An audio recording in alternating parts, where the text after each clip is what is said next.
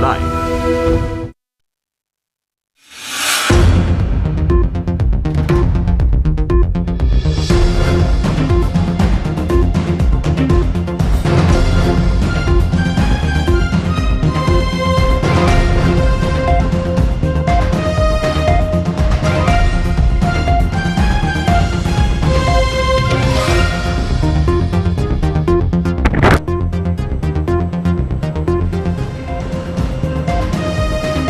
Hello there, very good evening and welcome to Primetime News here on News First, where the people come first. You're joining me, Naveksha Gunasekara, and we start off by taking a look at your headlines.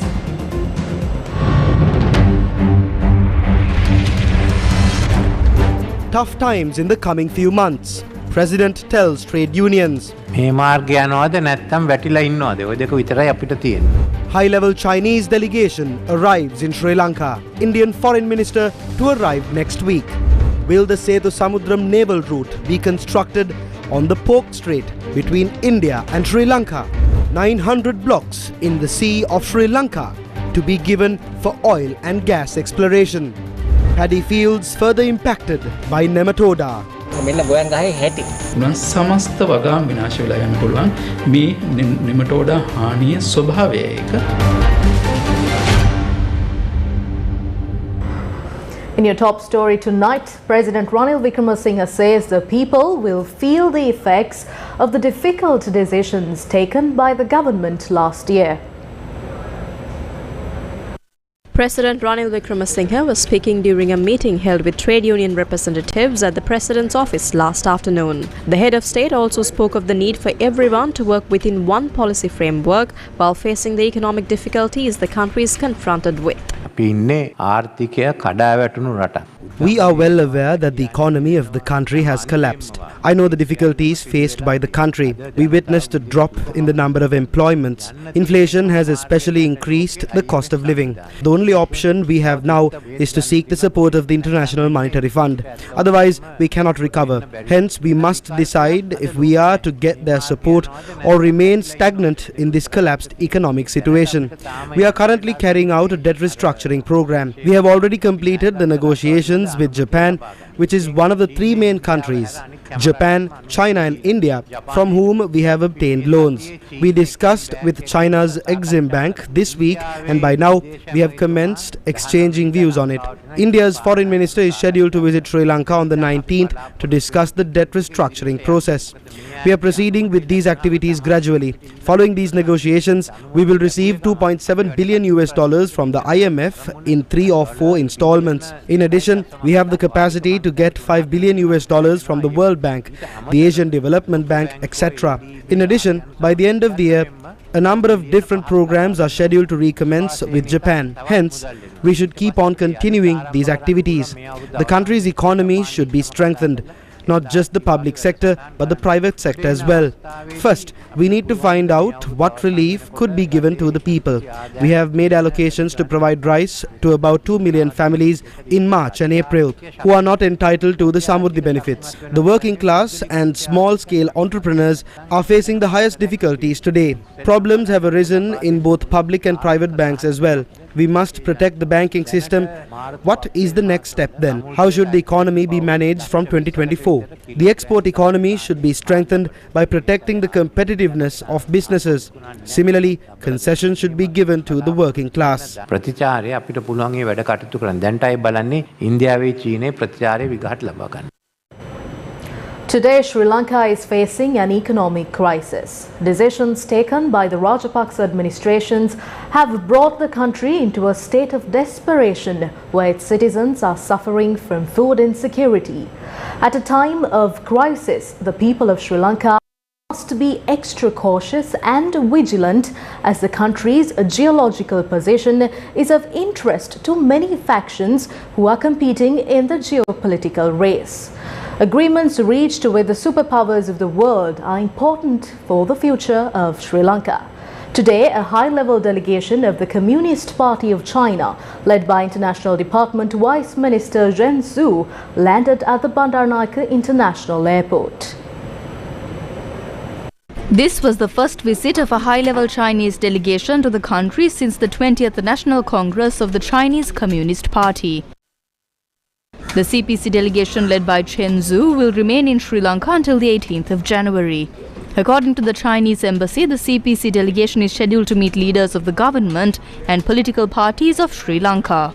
The high-level Chinese delegation will attend an event to distribute essential school supplies and food packs worth around $60,000 to low-income families in the Panila village in Horana tomorrow. The delegation will also host a briefing on the 20th CPC National Sri Lanka Bilateral Relations and Inter-Parties Exchanges. Chen Zhu started to work at the Department of Asian and African Affairs, Minister of Foreign Trade and Economic Cooperation in 1985. In 2019, he became Chief Inspector of the Discipline Inspection and Supervision Office of the Central Commission for Discipline Inspection and the National Supervisory Commission at the Office of the Central Commission for Foreign Affairs.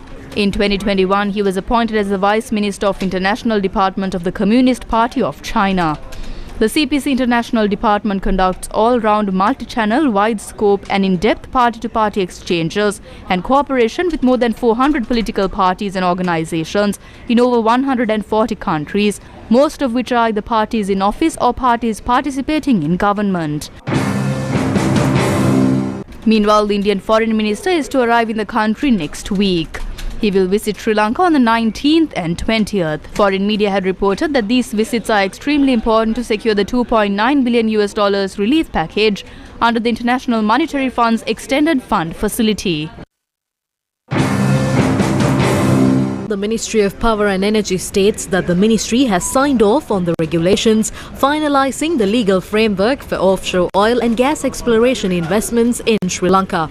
The Petroleum Development Authority hopes to recommence work on exploration of assets in about 900 blocks identified around the country in the Sea of Sri Lanka with suitable investors. The extraordinary gazette notification was issued containing directives related to the exploration and investment of mineral resources.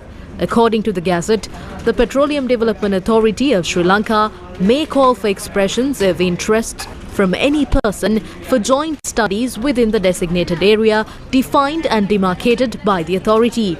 If any person wishes to submit the expressions of interest, shall submit to the Director General of the authority a proposed work program and expected time frame for the completion of work. Upon the receipt of expression of interest and the proposed work program and expected time frame for the completion of the work, the Director General shall refer such documents to the Board of Directors together with a report expressing the suitability, experience, reputation and financial capability of the person who has submitted expression of interest. The board may, on the consideration of the matters contained in the report and any recommendations, if any, grant approval to the Director General to issue request for proposals, including the Model Joint Study Agreement for joint study proponents.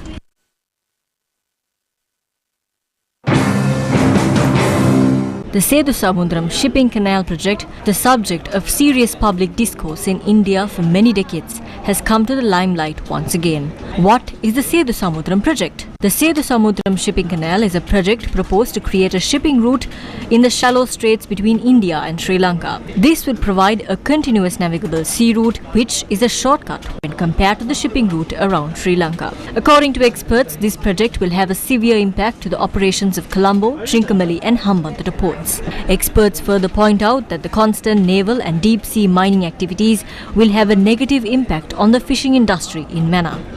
Why was the Sethu Samudram project delayed?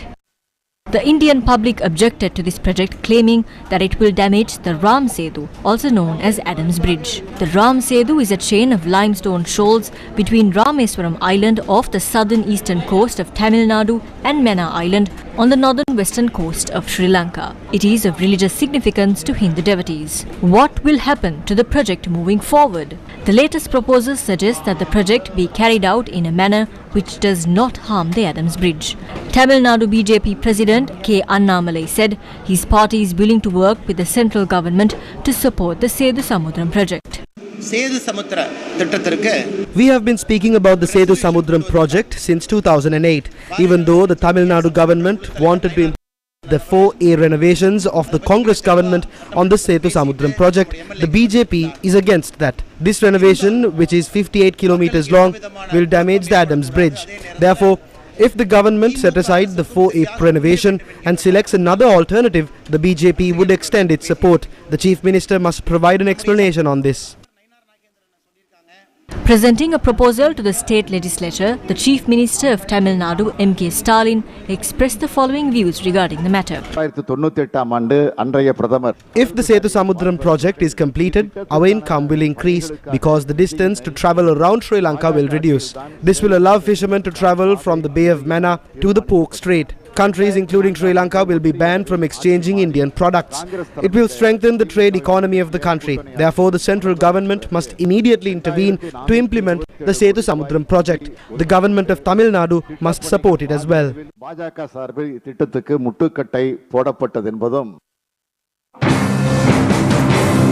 Ceylon Workers' Congress leader Senthil Thondaman has met Indian Prime Minister Narendra Modi and discussed the support provided by India to Sri Lanka in the midst of its economic crisis. Senthil Thondaman, who is the leader of the Ceylon Workers' Congress, travelled to India to participate in the 17th Piravasi Bharatiya Divas conference. He met Prime Minister of India, several supporters of the government and the Chief Minister of Tamil Nadu. Indian Foreign Minister S. Jaishankar, who met the CWC leaders, said that the Indian government will continue to provide support to Sri Lanka.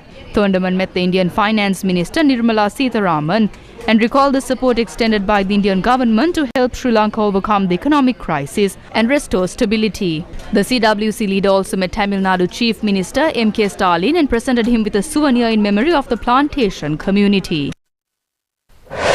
News First with the people.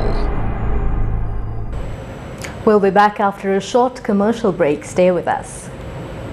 When an investor is wanting to come into the country, one of the key things he will look at is the cost of power. Because we don't have that kind of money to invest. With regard to asset recovery, of course we can do it. But the question is about the political commitment.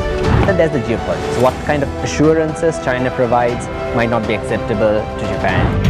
Life's greatest lessons are usually learnt during the worst times and from the worst mistakes. Citizenry reawakening, I would say, which was also a shock to the politicians. The role of the regulator is not to work with the ministry and the CEO. Why must we the people pay the price of the incompetency of politicians and bureaucrats?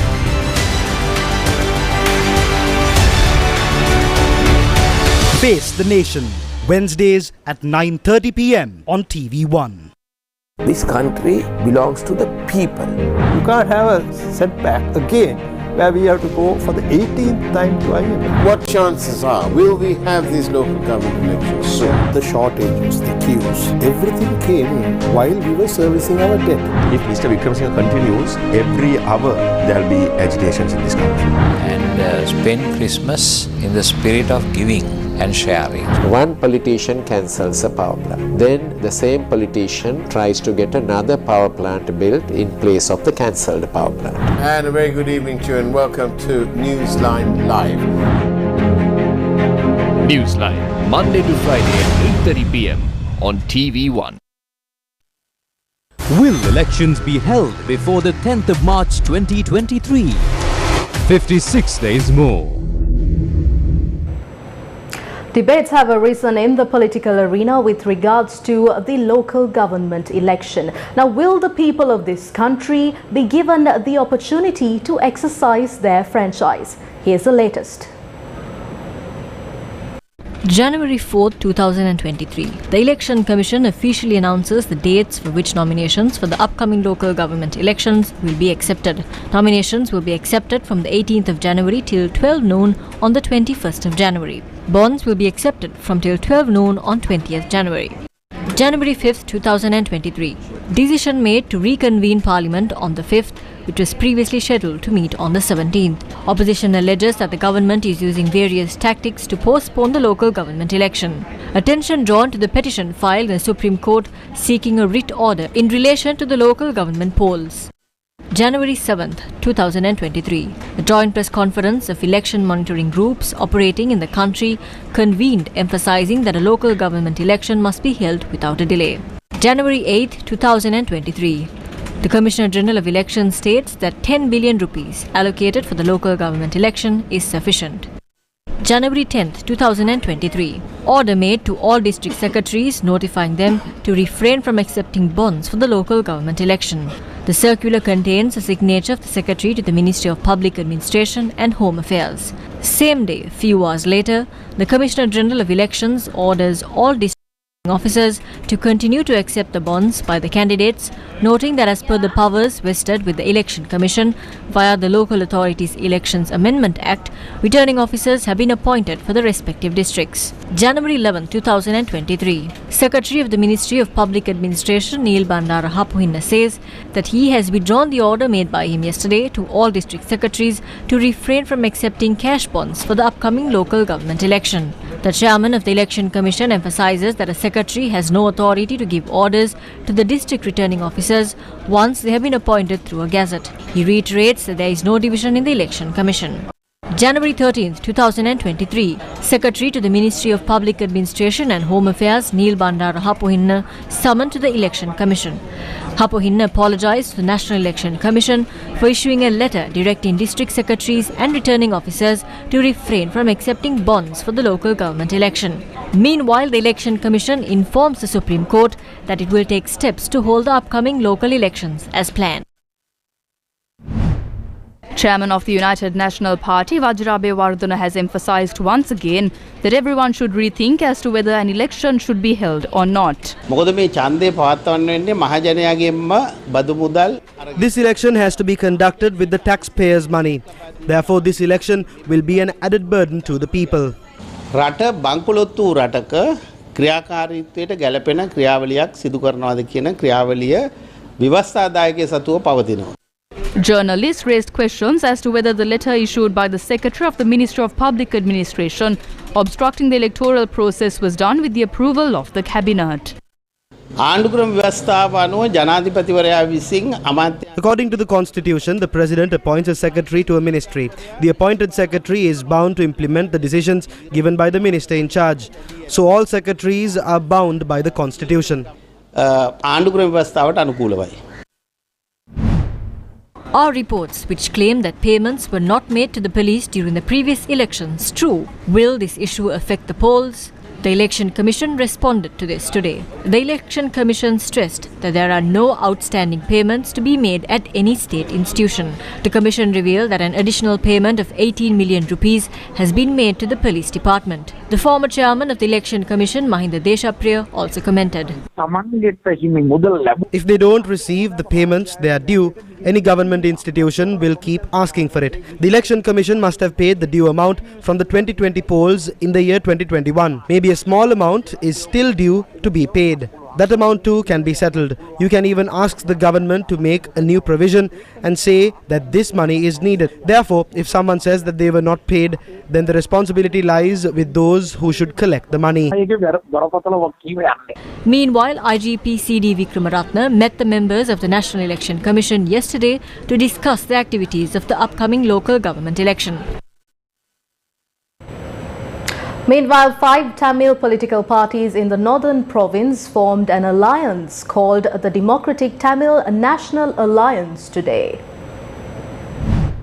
5 Tamil political parties in the northern province formed an alliance called Democratic Tamil National Alliance today. The agreement was signed by former MP Selvam Adekalanathan, Dharmalingam Siddharthan, former MP Suresh Premachandran, N. Sirikanta and C. Navindra. They will contest under the symbol of the brass lamp at the upcoming polls.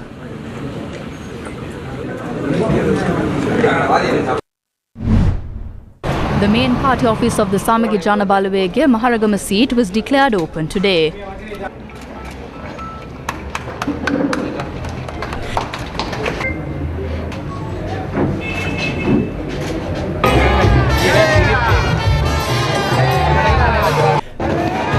The event, organised by the SJB Deputy National Organiser S.M. Marika, was chaired by opposition leader Sajid Premadasa. Groups including regional politicians and party activists also attended the event.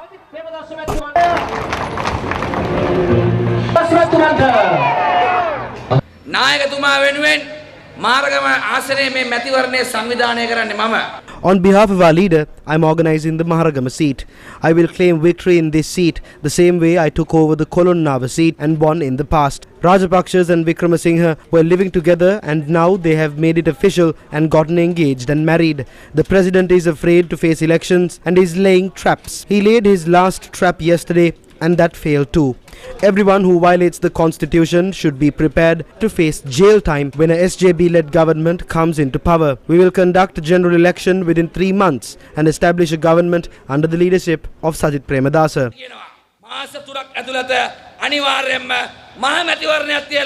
අපි සජිත් ප්‍රේමදාස මැතිතුමාගේ නායකත්වයෙන් ආණ්ඩුවක් පිටවනවා කියන එක මම පැහැදිලිව කියන්න ඕන. දැන් අපි දැක්ක ආණ්ඩුවේ අතකොළුව මාත් ඉදිරියට ඇවිල්ලා කියනවා ඡන්දයක් තිබ්බොත් රාජ්‍ය සේවකින්ගේ පඩි ගෙවන්න බෑ. Government henchmen came before the media and said if the election is conducted there will be no funds to pay state sector salaries, pensions and samurdhi benefits. But they have funds to spend 200 million rupees for Independence Day celebrations. Our aim is to sit and hold talks with powerful nations and through our skills and talents we will be committed to bring in the most funds to our country. Do not worry about the money shortage. We have plans to find funds and cover the dollar shortage. Parents need not worry about their children's future. We will take responsibility for the future. අමාරු වැඩේ කරන්න අපි සූදානම්. විශේෂයෙන්ම අම්මලා තාත්තලා දුවා දරුවන් ගැන බය වෙන්න එපා. දුවා දරුවන්ගේ අධ්‍යාපනයේ අනාගතය අපි බාර ගන්නවා. Will elections be held before the 10th of March 2023? 56 days more. Here's a quick reminder that all these stories and much more are available on our website, that is www.newsfirst.lk. Moving on with more local news. A major scandal has engulfed the Anuradhapura Teaching Hospital, with workers charging that hospital officials forced them to work in dangerous conditions and 26 of them were poisoned by toxic fumes. 26 employees of the Waste Management Department of the Anuradhapura Teaching Hospital were hospitalized after they were exposed to a poisonous gas. The group of workers fell unconscious while disposing garbage with clinical waste. 112 employees of the Anuradhapura Teaching Hospital were deployed to dispose the clinical waste at the wastewater treatment plant of the hospital as per the directive of the administration. However, 26 employees, 21 women and 5 men were admitted to the emergency treatment unit of Anuradhapura Teaching Hospital due to allergic reactions after being exposed to a poisonous gas. The staff members alleged that the hospital administrator forced them to dispose the clinical waste, though they refused to do so.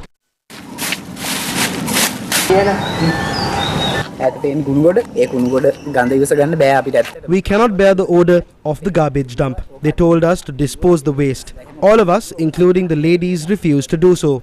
The administration forced us into this, so we had to do it. 23 of us collapsed. 21 employees from the group are currently in the ICU. It has blood waste, blood tubes, urine tubes. Even the waste from the labour room is collected here. It really smells like rotten blood. We were at the location for about half an hour and then one by one started to collapse. This is how clinical waste is disposed at the Anuradhapura Teaching Hospital. Clinical waste, blood sample vials, medicine bottles, needles, etc. and non-biodegradable wastes which have a severe impact on the environment are seen to be piled irregularly in this area. News First inquired into the matter with Dr. Dulan Samaravira, Director of the Anuradhapura Teaching Hospital. What happened here is that the ammonia, which had been accumulated for a long time, was released during the removal of the decomposed garbage. Around 10 employees were admitted to the hospital after they inhaled this poisonous gas. They were discharged as their conditions were returned to a good state. All types of waste have been collected in the wastewater treatment plant. We dug a 10-feet hole and removed the decomposed garbage and the biorecycled garbage. The hospital administration states that the clinical waste has been piled up due to the lack of fuel required to operate the insulator machine that burns the relevant clinical waste. This is the wastewater system located behind the hospital premises that is used to dispose the waste. This water, which is discharged through the wastewater system, is released to the Ponnaram Kulama Lake, which thereafter flows into Malwatoya. Thereafter, the water flows through the city of Anuradhapura to Tantirimale and Mana and then adds to the sea. Today,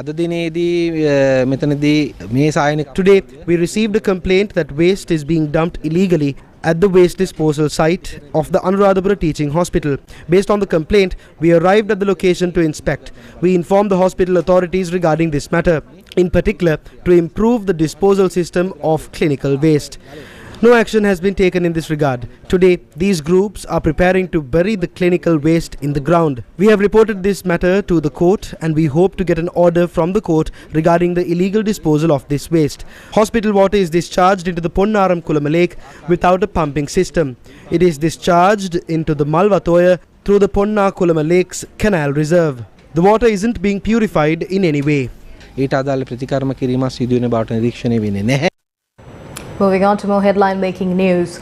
Due to the short-sighted organic fertilizer policy of former President Gotabaya Rajapaksa and his government, the country was unable to reap the harvest of seasons. The coming season is also at a risk. 2 months since the beginning of the Maha season, yellowing of the crops was reported from many districts of the island, leaving the farmers helpless. In addition to the districts of Batiklo, Vaunia, Ampara, Trincomalee, Anuradhapura, Polonnaruwa, Kurunegala and Putlam, the situation was also reported in the districts of Mathura, Hambantota and Kalutara. This is the situation that the farmers of Walagampura in Uhana Ampara are facing.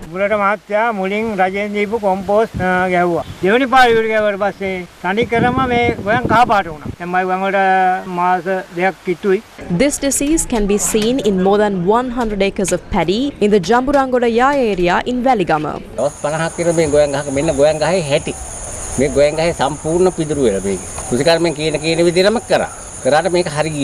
Most of the 800 acres of paddy fields in Netholpitiya and Hambantota have also been affected by this yellow spot disease.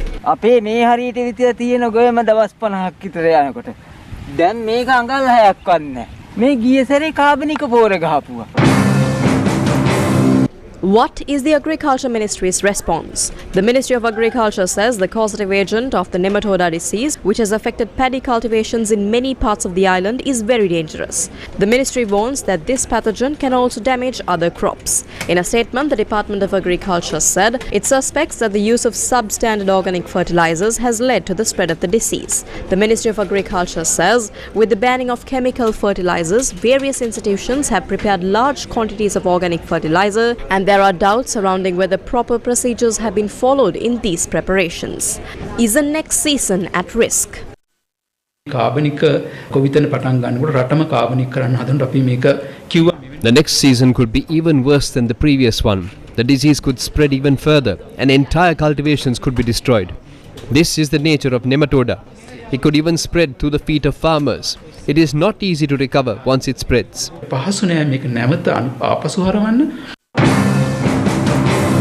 In 2021, Newsfirst revealed information regarding the matter during the Mawata program aired on our sister channel Sirasa TV.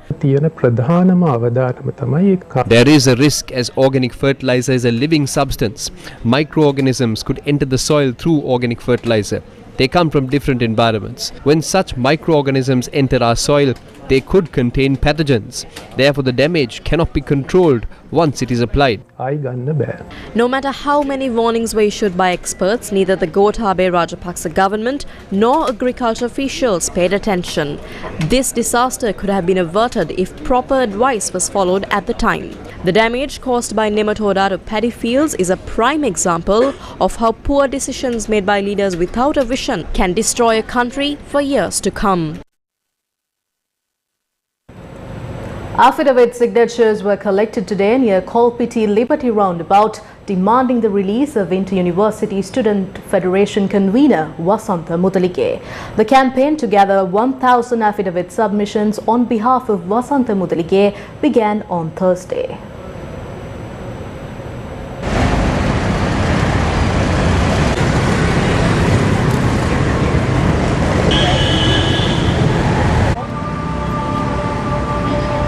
we see Vasanta as a human being.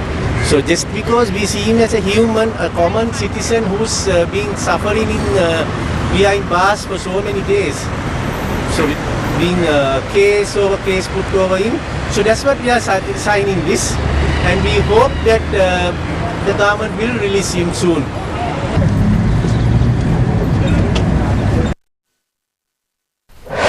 News First with the people.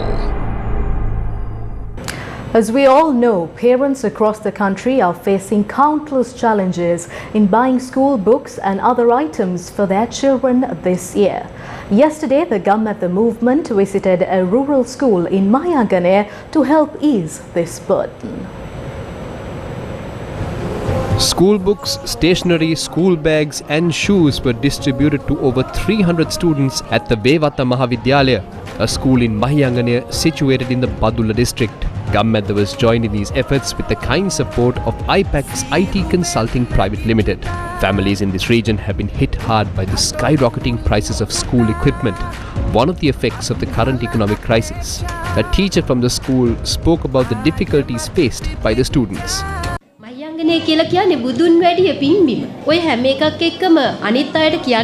Mahayangane is a sacred land which Lord Buddha visited.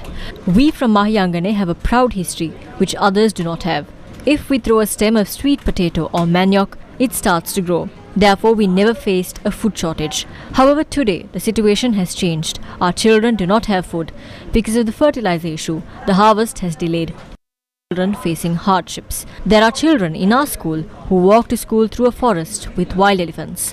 They come here with many hardships. But we come here to the Vevatha Mahavidyalaya with much happiness.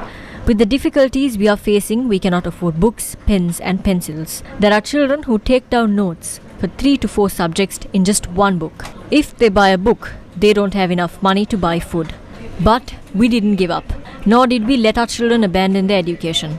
Education is the only way forward for us and these children. As teachers, when we are helping these children, members of the Gammatha movement became a guiding light for us. What else do our children need to succeed in life? Gammatha has brought us everything we need. On behalf of our children and parents, we would like to thank you for allowing our children to move on forward and succeed. Okay, Dani, dakin lokete piyaambanna, loke dinanna me dunnu tagget anek warayak pi mage daruwo wenuwe, mage demapiyan wenuwe.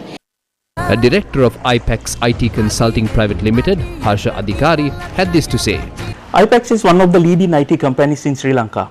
As part of our organization's culture, we have been working on so many social services activities from the beginning of our organization. We believe that supporting our community is one of our primary responsibilities, especially people who are undergoing difficulties. Also, we have a priority considerations to support our students in order to improve their skills and knowledge. This is our second engagement with Gammatha, and glad to be a part of this event. This initiative will no doubt make an impact in the lives of these students. The Gammatha movement was represented by Shivan Daniel, while other senior members of IPAC's IT Consulting Private Limited were also present. An event to mark the historic visit of the Soviet cosmonaut Yuri Gagarin to Sri Lanka in 1961 was held at the Sivali Central College yesterday. Ambassador of the Russian Federation to Sri Lanka participated in the event. In 1961, Soviet cosmonaut Yuri Gagarin, who was the first human to journey into outer space, visited the Sivali Central College as a part of his tour to Sri Lanka. The event saw the participation of students of astronomical societies from various schools in the district. A statue of Yuri Gagarin was unveiled at the event by the ambassador of the Russian Federation to Sri Lanka, Levan S. Jagrion. Addressing the gathering, the ambassador spoke about the relationship between the Russian Federation and Sri Lanka. When Sri Lanka got independence, the Soviet Union and then the Russian Federation have been always supporting your people, stood with you, and will continue our full support to your country as much as it's possible. Since the resumption of the direct flights from the Russian Federation to Sri Lanka, just as of today, more than 28,000 Russian tourists have arrived to your beautiful island, and this process will continue. Weekly, 6 direct flights from Russia, and my message is, don't go to Europe, come to Sri Lanka.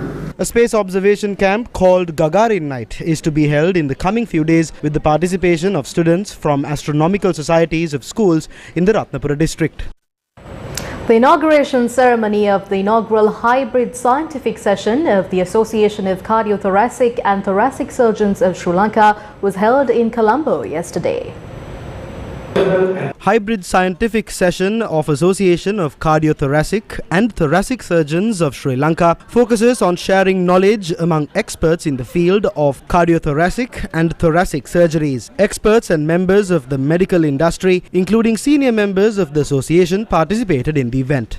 President of the Association of Cardiothoracic and Thoracic Surgeons of Sri Lanka, Dr. Rajiva Piris said, following the inauguration ceremony, the association hopes to conduct knowledge-sharing workshops for healthcare workers, including surgeons and nurses, free of charge. We have this inauguration today, and we have 2 days of two-day scientific meeting where eminent people will come and talk of their expert subjects so that everybody can learn something new. In addition to this, we have had 5 workshops. That 3 workshops has already started. Workshop for nurses. The nurses came from all over the country, from Jaffna, Kandy, Galle, and Colombo, where cardiothoracic surgery is taking place. There are 2 more workshops. One is a kind of a private workshop for 4 surgeons on creating new aortic valves, and the second one yet to be held is in Lady Ridgeway Hospital about the Osaki procedure, and that is also free.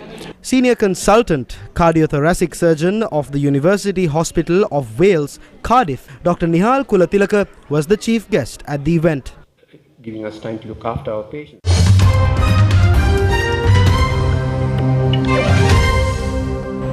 In news overseas, Brazil's Supreme Court has agreed to include a right-wing former President Jair Bolsonaro in its investigation into the storming of government buildings in Brazil. It is the first time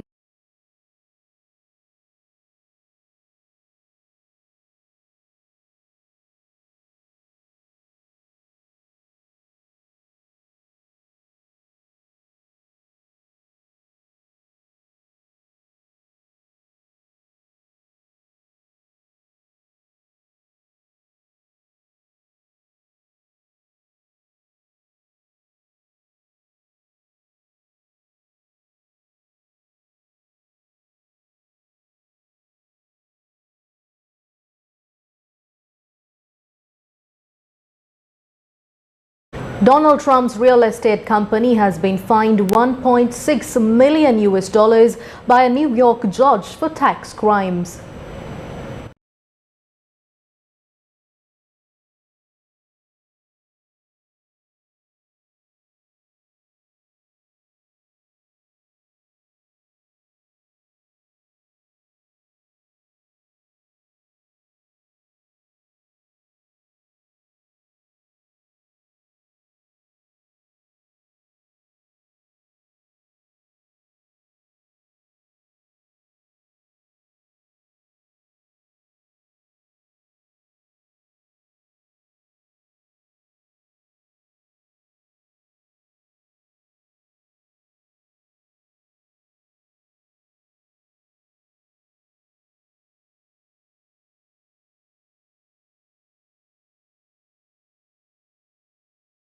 Kentucky is joining more than 20 US states in banning the popular video app TikTok on government devices, citing cybersecurity concerns.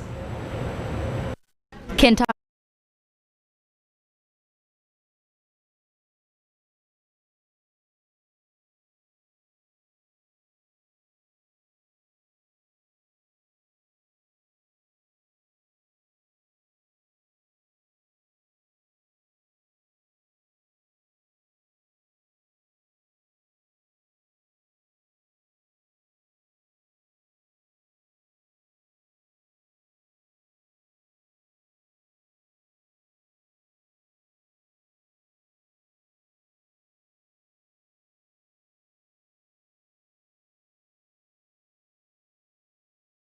And that's a wrap of Primetime News. Thank you for joining. Have yourself a good night.